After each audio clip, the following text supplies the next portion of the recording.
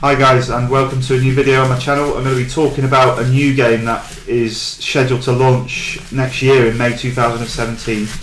Not everybody will know about this game. It's going to be a new shooter, World War II shooter called Battalion 1944. It's going to be coming out on Steam, PlayStation 4 and Xbox One, and it's got a Kickstarter goal to help it along, which it smashed in 2 days. Their target was to reach £100,000, and they're currently sitting on £165,000. So there's a lot of interest in this game, and I think it's good that someone's actually taken the effort to bring the old traditional World War II shooter back. It's going to be multiplayer only. There's going to be no campaign, which is good. So they're going to focus all their time into the multiplayer aspect of the game. If you go to their Kickstarter page, if you Google it, you'll find it. I'll put it in the description in the actual video. They've got a list of questions which they've explained what they want to do with the game, and I think that it may go one or two ways.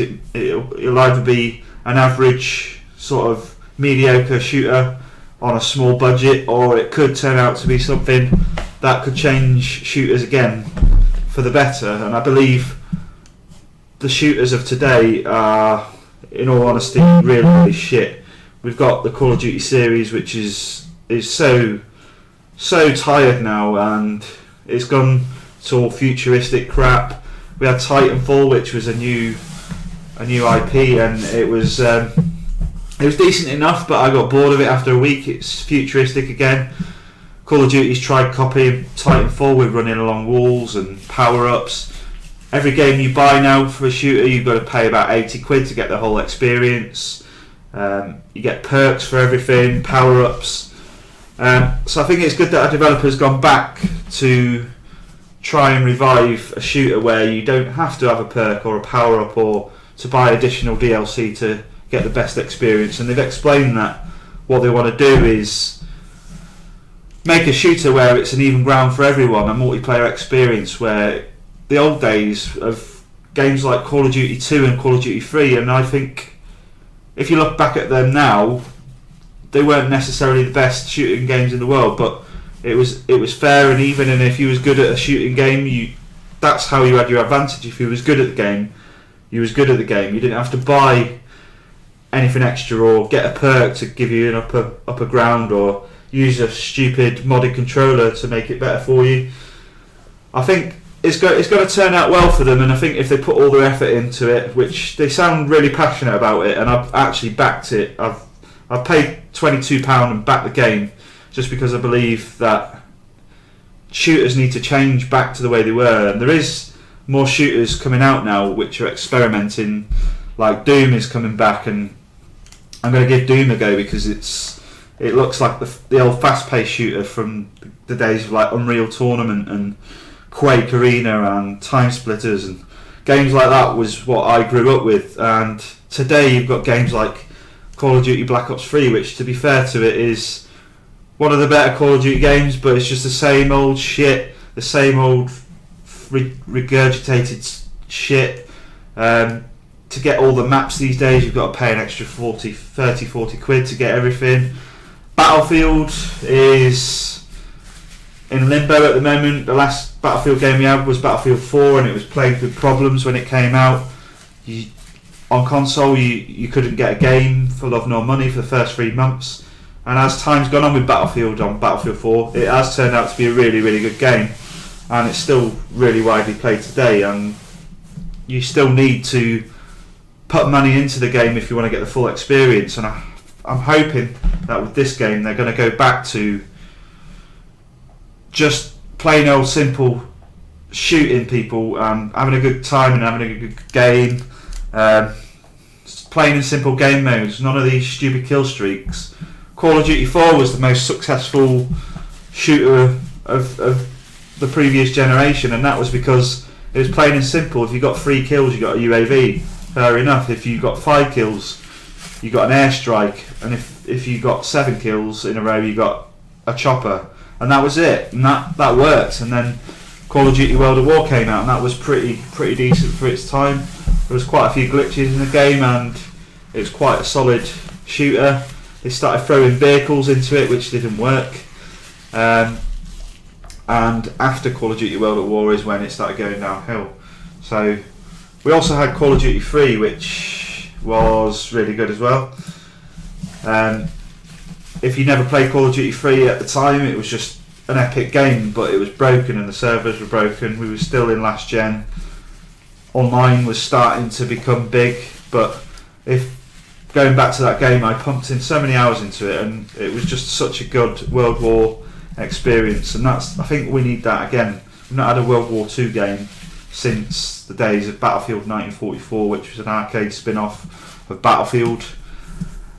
And also we had World at War. They were the last two sort of World War II shooters, so I think it's good that they've gone back to it. They've hit their Kickstarter goal, and I think they'll continue to make money. I'm expecting it to hit between a quarter of a million and £500,000 before the Kickstarter's finished, and I think they've got 15-16 months to even get it to a decent standard, and they've got to push alpha and beta gameplay out as well.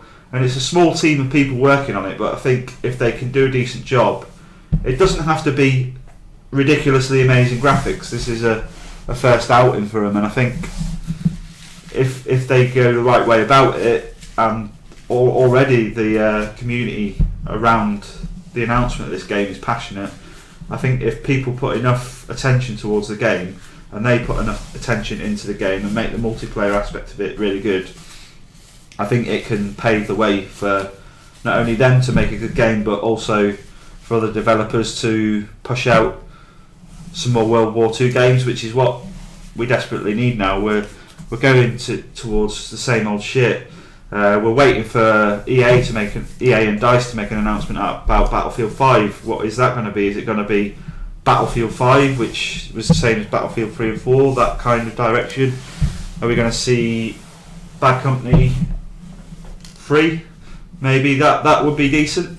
But in my opinion, if I wanted another Battlefield game, I'd want either Battlefield Vietnam, which I fucking loved on the PC, or another a World War II Battlefield, a really good World War II shooter.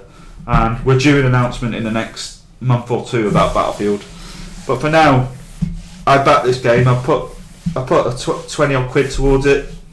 That guarantees me a copy of the game when it comes out. I think it's important that people have backed it as well.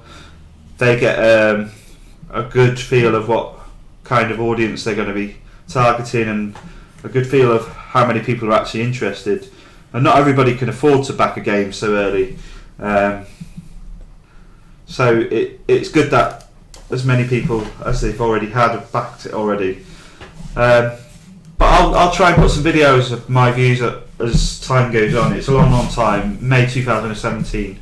It's over a year away, and they might not even hit that deadline. They may get to that point and decide, we're going to delay it till the end of 2017. That wouldn't bother me. I think it's good that they're actually having a good shot, because developers now, it's the big developers like Activision, EA and DICE work together. Shooting games now, they're too scared of putting a new shooter out because Call of Duty and Battlefield blow them out the water, because that's all the kids buy these days. And I'm saying Call of Duty's tired, and Battlefield's still a really good fucking game. Battlefield Hardline wasn't great because it felt rushed, and it was just a stopgap between here and the next Battlefield, and that was done by a different studio. Battlefield Hardline was alright. It was just it just felt rushed, and I think it could have been better than what it was. And I actually enjoyed Hardline for what it was, but not everybody did. But I think you can't judge this game off this video that you're seeing. I think you've got to consider they're still a long way off of finishing it, and time and patience and the money they've already received can only make it a better game. And I think from the video you've seen, I think that's not a final build. That it actually looks quite decent, like, for what it is. I don't know how big the map's going to be, how many players are on each team.